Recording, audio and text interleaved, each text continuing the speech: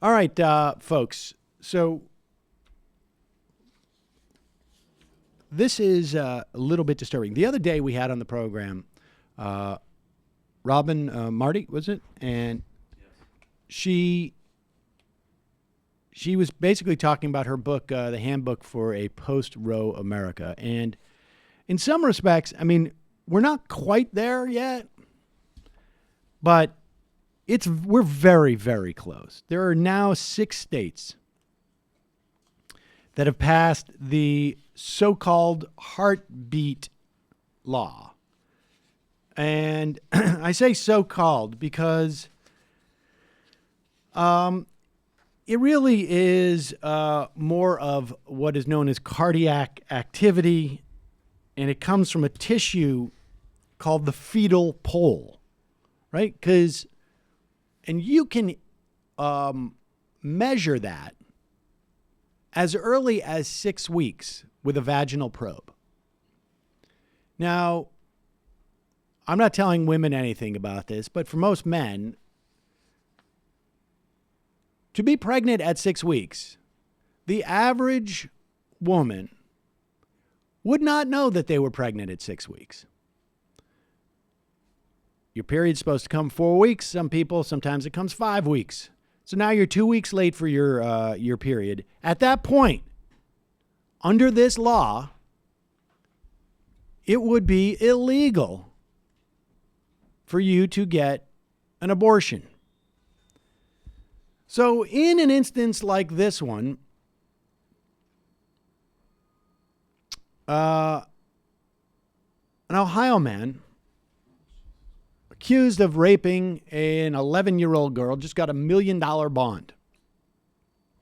He was arrested last week. The girl's mother filed a missing person report, and the suspect's roommate allowed police to search their home.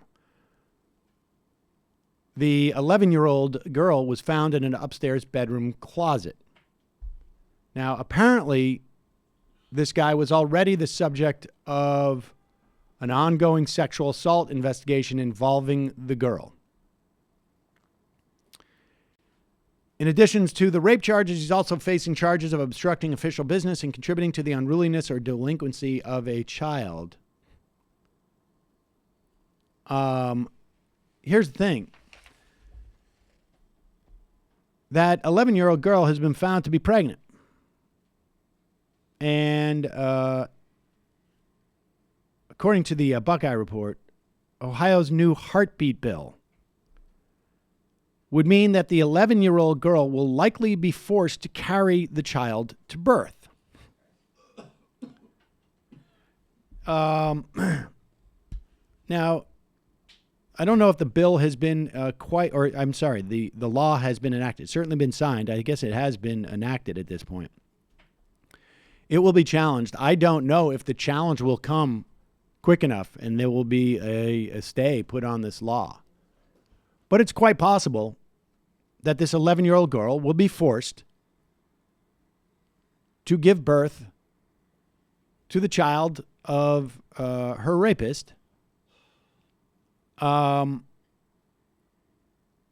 certainly, and I don't know what will happen in this specific case, because like I say, we're still going to see challenges to these laws. But a year from now, 2 years from now, 3 years from now, this is going to be the law. This one may be stayed until the Supreme Court can hear it. It'll work its way up through cases. Hopefully, it will be stayed so that she can get an abortion.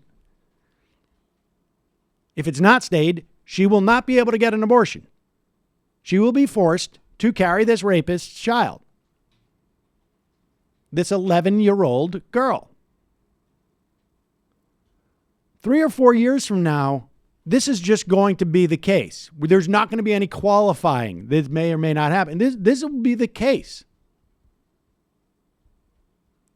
There are 5 other states that have passed this bill. Georgia is the most recent. 15 states have introduced similar legislation this year. Kentucky, Mississippi, and Ohio have signed theirs into law. laws have yet to be enacted because they're being upheld by courts. Or stopped by courts, but we will see. And the reason why they're all passing these laws is because they know this is going to go to the Supreme Court, and you now have a severe enough right-wing majority that we're going to see Roe overturned or at least inhibited enough by this. Now, understand, we're talking 6 weeks. 6 weeks. Most women do not know they're even pregnant at that point. There are only, and let's just talk a little bit about, I should say, there's a couple other things about the Georgia law. Women who seek lawful abortions out of state. According to this law, if a Georgia resident plans to travel elsewhere to obtain abortion, she may be charged with conspiracy to commit murder, punishable by 10 years imprisonment. Any individual who helps her may be charged with conspiracy. HB 481 would also have consequences for women who get abortions from doctors or miscarry. If you seek out an illegal abortion from a healthcare provider, as a woman, you would be a party to murder. If a woman miscarries because of her own conduct, she wore drugs, I don't know, maybe she engaged in activity that was too physically risky, I don't know. Be liable for second-degree murder. Prosecutors would be able to interrogate women who miscarry to determine whether they could be held responsible. These are, and look, that makes sense. That makes sense. If it's going to be a crime, it's going to be a crime. So, OBGYN named Dr. Jen Gunter, you can find her on Twitter, does a very good breakdown of one of the big talking points that we're hearing now, this notion of infanticide. And there are only 7 states that have no gestational age restrictions on a pregnancy. Most states do not allow abortions after 20 or 24 weeks. In these situations where supposedly they're killing babies who are born, apparently when you, there are times where the baby has that are anomalies that are prenatally detected, that the fetus has, and they can actually be born, where you have an option of referring to that, of saying to the doctors, I want a live birth or a non-live birth. And the only difference there is that they would actually they would charge you for maternity care and write a birth certificate, even though they know that this delivered baby will die within moments because of the anomalies. This apparently happened to this doctor herself. But it's a good breakdown. We'll try and link to it in the site. It's Dr. Jen Gunter, and she gives a very good breakdown of this stuff. Her Twitter handle is DRGEN Gunter, and we'll put a link to the. Here it is. Yes, yeah, this is the piece. And she starts with Ben Shapiro going after Elizabeth Warren. So, but, folks got to be prepared for this because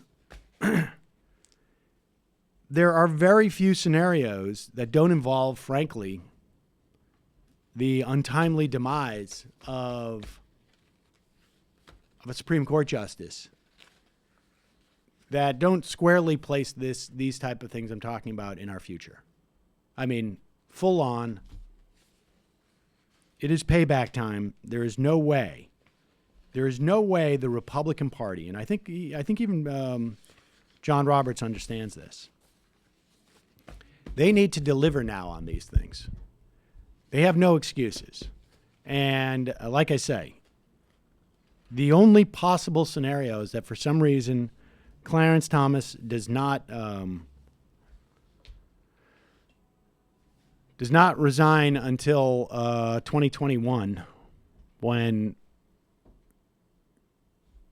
Amy Klobuchar is president. And Whoa. There's already so much negativity in this. No, just for God's sake, just Bernie Sanders is president. Bernie. Let's just be a little positive, for Christ's sake. I mean, and God, if you're going to be negative, could you at least give me Harris? Listen. Amy Klobuchar. Whatever. The point is a Democrat is president. That is a bleak world right there. Amy But the fact is, president? even if Amy Klobuchar is president and and Clarence Thomas resigns at that point, you're in much better shape than you are if he does so when Donald Trump is president.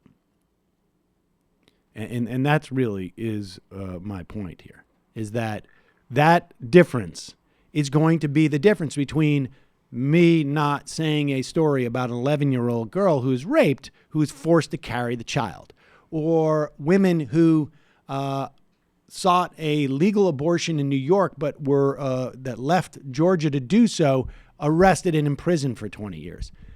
That's literally the difference. So we can even make what we perceive as the worst case scenario President Amy Klobuchar, Vice President Joe Biden, or vice versa. Even in that scenario.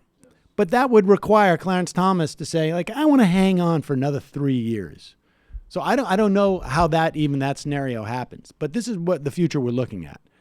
This is the implications of the Supreme Court. I mean, obviously they're much broader and wider than this, but this is how severe it is. And so people have to be prepared for this. Yeah, it's time to break some laws. There's really no way around that. Well, the point is that there'll be some laws broken, but if police get a hold of that woman who's taken out of Georgia, she's going to go to jail. And if they capture the people who help them out of jail, they're going to go to jail. Yeah, I'm not excited about that fact. Yeah. It sucks. It sucks that we have to do this. But we also can't just lie down and die and say, well, abortion is illegal now. I guess we give up. We now live in Gilead. I was not in any way telling people to lie down and die. I am against that. Totally against the lie down and die strategy. I know. I mean, it's not law yet. It's not law yet. It very well may be prevented. And I don't think the Supreme Court, I have a feeling they're going to stay all of these until after the election. Well, also for a lot of people, that situation is already here, where, that death by 1,000 cuts, where abortion access is so restricted to so many people in so many places. It would certainly be a lot worse if Roe versus Wade was overturned. But, we need to be organizing yesterday. There are people who are already organizing. I mean, there are organizations that are going out there and they're helping women who don't have access to abortion getting it. Now, that would be illegal under this Georgia law. There would be no organizing that would be legal then. So, I mean, we do have organizations that, and I have no doubt that the number of women who don't have access to abortion who would if we didn't have such hostility towards that right is not zero. I mean, I don't know what the percentage is, but the difference is going to be dramatic, and there's not going to be legal organizing that will mitigate it going forward.